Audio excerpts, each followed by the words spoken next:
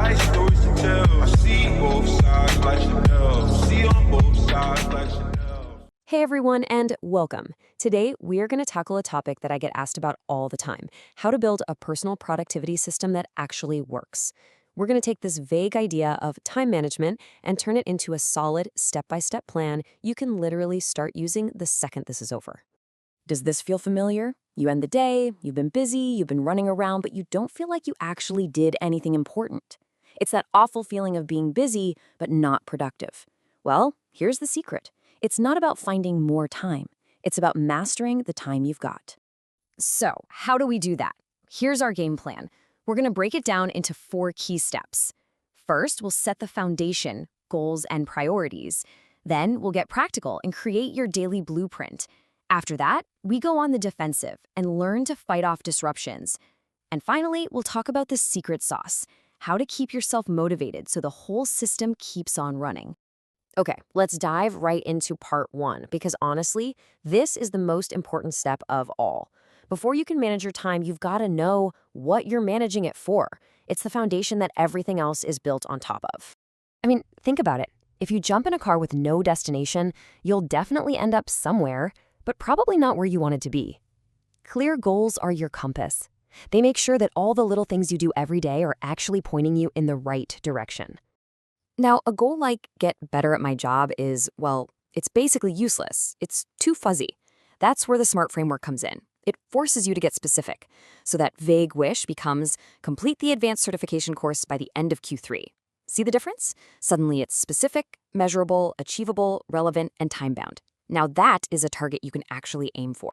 All right, so you've got your goals. Great. Now you've probably got a massive to-do list. But here's the thing. Not all tasks are created equal. This is where a fantastic tool called the Eisenhower Matrix comes into play. It helps you cut through all that noise and figure out what really deserves your attention. And here's exactly how it works. You take every single task and drop it into one of these 4 boxes. Quadrant 1, that's your fires, your crises. You do them now. Quadrant 3 is stuff that feels urgent but isn't important to you. You delegate it. Quadrant 4, total time wasters. Delete them. But the real magic, the absolute game changer, happens in Quadrant 2. These are the important things that aren't urgent yet. This is where you schedule time for planning, for learning, for growth. The more time you can spend in Quadrant 2, the more in control you'll be. So, now we know what our priorities are. The big question is, how do we make sure they actually get done? We've figured out the what, but now we have to nail down the when. This next part is all about turning good intentions into real, concrete action. Let's talk about a technique called time blocking. Instead of a messy to-do list, you give every hour of your day a job. You take your big priorities, guess how long they'll take, and then you schedule them into your calendar like a meeting. But, and this is so important, look at step 4. You have to include buffers and breaks. This is not about creating a stressful, rigid prison. It's about designing your day with intention, so you're in charge, not your inbox. And here's what that can actually look like. You can see these nice, chunky blocks for deep work. That's your Quadrant 2 stuff. But notice, there are also blocks for meetings and even a buffer for emails or those little things that pop up. This makes it so clear. You're telling your time where to go instead of just wondering where it all went. Okay, let's be real. Having a perfect plan is one thing. Actually sticking to it is a whole other battle. Even the best laid plans need a strong defense against the constant enemies of focus, distractions, and interruptions. And here they are, the usual suspects. I don't think anyone is surprised to see social media at the top of the list, right? But look at the others. Unplanned meetings, getting lost in your inbox. These are huge dreams on our focus. The first step to winning the war is knowing who you're fighting. But the threats aren't just the pings and notifications coming from outside. A lot of the time, the biggest enemy is internal. This classic quote just nails it. Procrastination. That little voice that says, "Oh, I'll do that important thing later. Let me just check this one easy thing first." That voice is the sneakiest thief of all.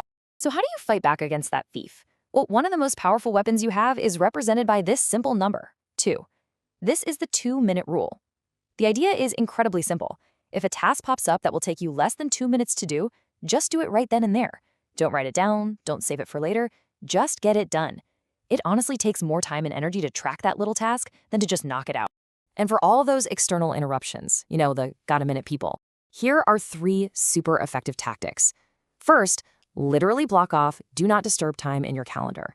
Second, get comfortable politely saying no, or at least not right now. And third, for things that do need your attention, just say, I can't right now, but let's schedule 15 minutes this afternoon. You protect your focus, and you still respect their request. All right, we're at the final and maybe the most critical piece of this whole puzzle. We've set our goals, we've planned our day, we've built our defenses. But a productivity system is like a race car. It can look amazing, but it is completely useless without any fuel in the tank. And for us, that fuel is motivation. So motivation really comes in 2 main flavors. You've got extrinsic motivation, that's the external stuff, like getting a bonus or a compliment from your boss. And yeah, that stuff works, but it can be temporary. Then you have intrinsic motivation. This comes from inside. It's the joy of solving a tough problem, or the satisfaction of learning something new. A truly sustainable system runs on that intrinsic fuel. So how do you keep that internal engine running? Well, first, take those giant, scary projects and break them into tiny little steps. Second, and please do not skip this one, celebrate the small wins along the way. Finished a step? Acknowledge it. Third, keep your why, your main goals, somewhere you can see them. And finally, take real breaks. Burnout is the #1 motivation killer. And that right there brings us full circle. You see, this isn't just a list of steps. It's a continuous loop. You prioritize, you plan, you defend, and you refuel. And then you do it all over again tomorrow. Each part makes the others stronger, creating this powerful, self-reinforcing system that keeps you at your best. At the end of the day, we all get the same 24 hours. It's a non-renewable resource, it's a gift. So the question I want to leave you with is this. What's one small change you're going to make to invest your time a little more wisely starting today?